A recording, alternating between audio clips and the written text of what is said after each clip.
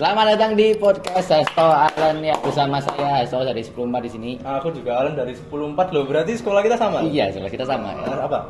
Kita dari SMP swasta nomor 1 di Jogja. Jogja apa Jogja? Jogja ini. Tulisannya sih Jogja. Katanya nomor 1 ya, cuma Iya.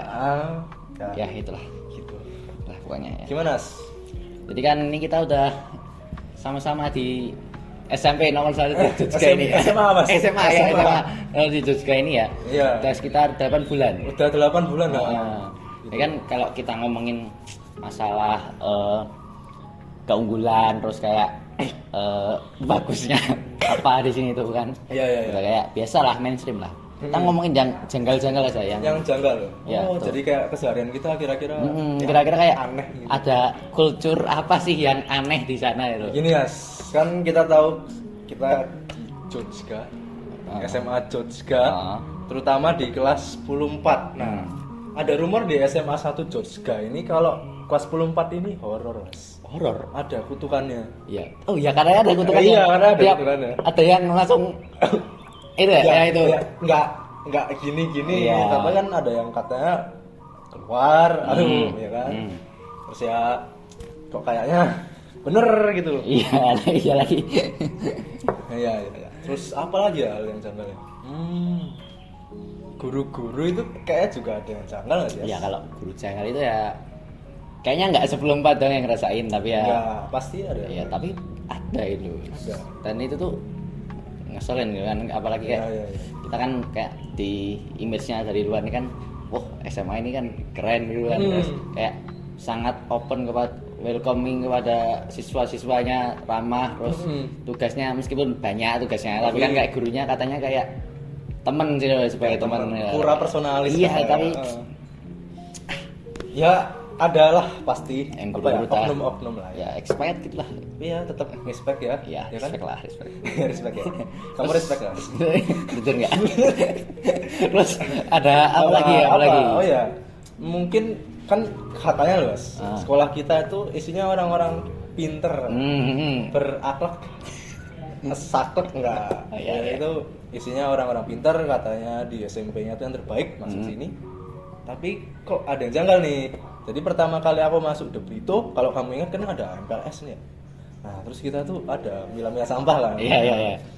Dan aku lihat tuh kalau sampahnya tuh dulu ya nggak kepilah. Jadi misalnya ini tuh untuk plastik, tapi isinya kertas. Nah, sementara yang harusnya buat kertas isinya plastik. Dan itu 8 bulan yang lalu. Dan kita nemuin kemarin, yo tetap sama aja. Sama aja, Iya kan? Kayak nggak ada perkembangan gitu. Ya ada perkembangan, tapi ya mungkin gara-gara tadi kita pulangnya cepat, nggak yang Iya sih. yang jam biasa, jadi kayak orang jajan tuh dikit gitu kan, juga kayak dikit kan. Coba bisa dilihatin foto-fotonya dia. Oh iya. Seperti ini foto-fotonya. Nah, emang itu tuh menunjukkan kepintaran ya, Mas. Emang sekolah kita tuh, aku bangga sih sama SMA swasta. Iya, nomor 1 di Jogja.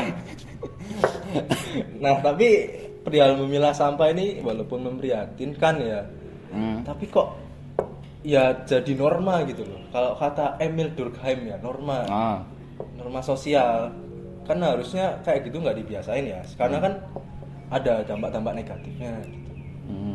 Mau tahu nggak dampak negatifnya? Apa kira-kira? Nah, kalau dampak negatifnya itu ya, katanya di Jogja itu produksi sampahnya 700 ton. Oh, gila juga ya. Banyak ya? Itu per apa? Per semua, per kabupaten. Oh, digabungin. digabungin. Oh. Nah, tapi kalau secara spesifik ya, untuk kayak bangunan kita kan sekolah ya. Sekolah. Itu termasuk lainnya untuk ditata Kementerian Lingkungan Hidup. Nah, untuk di Kabupaten Sleman itu sekitar 4.810 ton per tahun. Itu ya banyak nggak sih? 4.000 banyak itu. Banyak. Jelas banyak banget itu. Nah, terus kami dapat informasi dari Pak Suradi, itu legend Debrito ya. Legend. Mengelola sampah di Mitologi Kabupaten. itu. Ya? Mitologi. Mitologi. Sekolah. Oh, sama kayak Ya, itulah itu. ya, itu tuh bahwa yang anorganik itu sekitar 25 sampai 30 kg per hari. Ini per hari loh, Mas. Per hari. Nah, berarti kan tinggal kita kalikan per tahun itu sekitar 10.800 ton. Nah, gila juga sih. itu kan berarti ya berapa persen dari 4.000? Ya pokoknya banyak. Pokoknya itu tuh kalau kita kalikan sekitar 1.800 ton per tahun. Per Nah tahun. itu kan berapa persen dari yang tadi kan? Iya sih. Banyak. Ya pokoknya sekolah kita tuh produksi banyak sampah. Terus kalau misalnya nggak dikelola itu ya, katanya Pak Suradi itu tuh bakal nggak bernilai.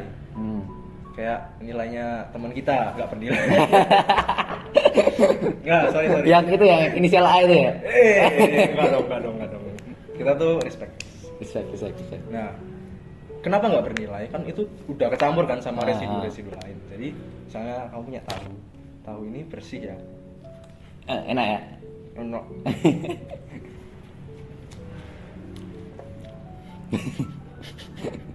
Enak. Ikut. Mau ya, coba makan. Enak. Gak tahu. Nah, bayangin tahu ini kamu buang terus kecampur sama bahan-bahan lain ya. Itu kan tahunya nggak bisa diolah lagi. Ngerti kan? Udah bukan tahu tapi udah bukan tahu. Iya, pokoknya sampahnya tuh ya nggak bisa diolah lagi. Iya. Ya nggak bernilai. Jadi kalau misalnya kita nggak milah, itu juga bakal nimbulin gas metana. Karena sampah anorganik sama organiknya tuh kecampur. Jadi misalnya kita tuh bisa ngolah sampah anorganik, tapi malah campur terus nimbulin gas. Gas metana apa yuk? Simbolnya senyawa. Yuk, cepet. Apa ya? Cepet lah yuk. Aduh, kuis dadakan ini. Kuis dadakan. Dadakan sekali ya. Nah, gitu. Jadi itu salah satu dampak negatifnya. Nah, itu kan menimbulkan zat. Terus itu juga bisa meresap ke tanah. Misalnya apa ya? Kalau sampah gitu kan ada bahan-bahan kimianya. Oke, kimia. Itu meracuni tanah. Jadi misalnya kamu mau nanam tanaman ya nggak bisa. Ya, toxic relationship Jadi sama nggak- alam. Jadi nggak subur itu ya. Jadi nggak subur. Toxic racun. Terus apalagi ya? Kurang lebih seperti itu sih ya kalau misalnya tidak pemilihan sampah. Emang nggak menurutku ya nggak oke sih untuk SMA swasta nomor 1 di Jogja. Betul. Tradisi tidak memilah sampah itu tidak mencerminkan nilai sekolah ini. Nggak boleh kita nyebutin namanya. Ya. Disensor. Terus gimana? Kalau di kelas sendiri kayak gimana? Kalau di kelas sendiri ini kan tadi kan lebih ke seluruh satu sekolah gitu ya, semua warga sekolah kan yang terlibat. Nah kalau di kelas sendiri kan ya tentu juga janggal karena kalau satu sekolah sendiri janggal ya maksudnya di kelasnya nggak janggal pasti. Nah, apalagi kelas terkutuk. nah ini tadi kan diobservasi itu kita ada foto-foto sampah, kita juga ada foto-foto laci-laci di kelas. Laci yang di bawah itu ya. Kan laci itu kan bukan tempat sampah ya. Pertama, laci bukan tempat sampah. Kedua, itu kalau mereka punya sampah nggak dibuang, kenapa nggak dibuang gitu loh? Lah, kenapa? Ya nggak tahu itu gimana. Loh, jadi mereka misalnya makan gitu terus udah ditaruh aja. Ditaruh situ. Iya kan? Ya meskipun ada yang bersihin, ada yang bersihin, tapi kan itu kan kayak nggak etis, nggak gitu kan, nggak kasihan juga gitu kan. Kayak kita menggantungkan sampah kita ke mereka itu loh. Itu ya, menggantungkan harapan ke orang lain itu nggak baik teman. Nggak baik.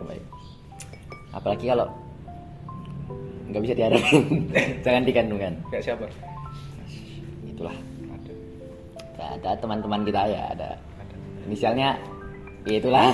Oh, ada inisialnya ya? Ada inisialnya. Dia suka nyimpen sampah di laci nggak? Suka banget. Suka Kayak banget. dia itu kayak makan bleng, lupa. langsung Iya. Gitu. Itu tadi kita ada foto-foto banyak sampah di laci, dan itu ya bikin kelas itu kan juga jadi kotor kan ya. Iya. Kotor habis itu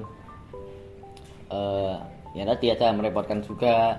Terus itu kan kayak jadi kita tuh membangun yang buang-buang sampah itu ya, membangun kebiasaan yang buruk. Nah, justru mereka tuh kalau di sekolah aja itu di luar gimana misalnya ngekos ya, di kosnya gimana kan kayak itu kayak yang di Jepang tuh loh, Mas, tahu nggak yang boarding oh boarding sampah. Jepang Iya. iya. Terus kayak yang orang asalnya dari itu nggak sih? Apa di mana? Yang apa? Yang ada masalah di kosnya itu yang nggak pernah masuk loh. Oh, itu kan. Iya. Kan kosnya juga berantakan dan lain-lain. Nah, itu salah satu kebiasaan yang bikin di mana-mana kita jadi membuang sampah sembarangan gitu kan. Sehat-sehat ya. Sehat. Ya. Emang ya sih aku setuju, nggak baik kalau Iya. sampah. Kayak Kan kita kan udah bahas ini nih segala masalah-masalahnya. Kira-kira solusinya ini apa? Solusinya kan orang-orang kan apa kalau cuma dikasih tahu masalahnya kan bingung mau ngapain. Ya sih. Terus solusi. Kalau yang untuk memilah sampah ya, ini rada kocak tapi matamu picak lah. Maksudnya ini udah ada di tulisannya, iya sih. udah ada warnanya juga. Udah tulisannya, warnanya ada, terus tulisannya pun jelas, nggak rusak, Iya. nggak gimana ya. Gimana kalau kita bikin banner gede toh? Nah, itu ada tulisannya besar banget, jadi bahkan yang minus 100 aja bisa baca. Tapi percuma nggak sih kalau literasinya nggak? Nah itu. Mungkin tingkatin literasi ya? Jadi kita dimulai dari orang-orang yang dulu nih. Bisa. Sudah malu-maluin banget ya kalau misalnya SMA nomor 1 di Jogja nggak bisa literasi. Iya sih, kan makanya aneh kan ya. Kalau kayak gini terus apa ya? Amit-amit has si macan disalib gajah. Iya tuh. Sebenarnya kalau masalah bangunan itu sih. Oke. Terus apa ya lagi kalau pemilihan sampah? Penasaran nggak? Apa kira? Yang bisa Nek, dilakukan. menurutku ya itu yang orang-orang nggak milah sampah itu. Gimana kalau kata Coki Pardede? Gimana kalau kita kumpulin satu tempat, kita bom aja itu orang-orang itu. Itu juga nggak etis. tidak meant for others. Man for others. Iya. Oke. Gimana ya? Mending Ya kalau masalah milah nih, biar mereka tahu lah rasanya orang-orang yang milah. Kan kayak ada yang kegiatan live ini tuh kan mereka di TPS ya kan. SMA Jogja. Kayak tugas banget. Ya itu. Terus ya mereka kan ikut milah sampah. Mereka tahu rasa susahnya kan. Ya udah itu tinggal tiap hari pulang sekolah mereka suruh ke apa sekarang di Pamblegan ya. Pamblegan. Ah iya itu. Lepalam, Lepang. Nah itu, Lepalam itu suruh ke sana milah sampah di sana. Oh, bisa. Biar rasain sendiri. Biar ada efek jerahnya. Iya. Itulah ya. Terus mungkin ya diajarin aja ya. Terus untuk yang masalah laci gimana? Kalau masalah laci itu ya itu tadi dari orang-orang ya, karena kita nggak bisa tahu apa masalah mereka, apa kebiasaan mereka di rumah. Ya. Kalau enggak ya itu ada konsekuensinya, konsekuensi biar efek jerah. Gimana? Kayak misal kalau buang sampah di laci, suruh mungutin sampah seluruh kelas. Nah itu. Itu sampai nanti pulangnya sore nggak sih? Ya, dia biar ada jerah. Iya sih. Dari kelas 10 sampai kelas 12 disuruh ngambilin semua. Ya enggak, paling kayak seangkatan gitu kan. Oh, Ya. Kayak yang itu yang ada kena kemarin apa itu? Guru yang megang sarana prasarana dulu yang itu kan ada kelas yang merusakkan kursi, terus suruh membersihkan. Itu berarti harus ada konsekuensi. Itu. Tapi juga relate sama salah satu kebiasaan buruk anak-anak di SMA swasta nomor 1 Jogja ya. Itu kalau misalnya sampah jadi tinggalin, pacar juga nggak sih? Ya itu sih. Iya. Iya jelas. Berarti solusinya kalau dari dua masalah tadi, edukasi sama ada konsekuensinya, biar jerah. Betul.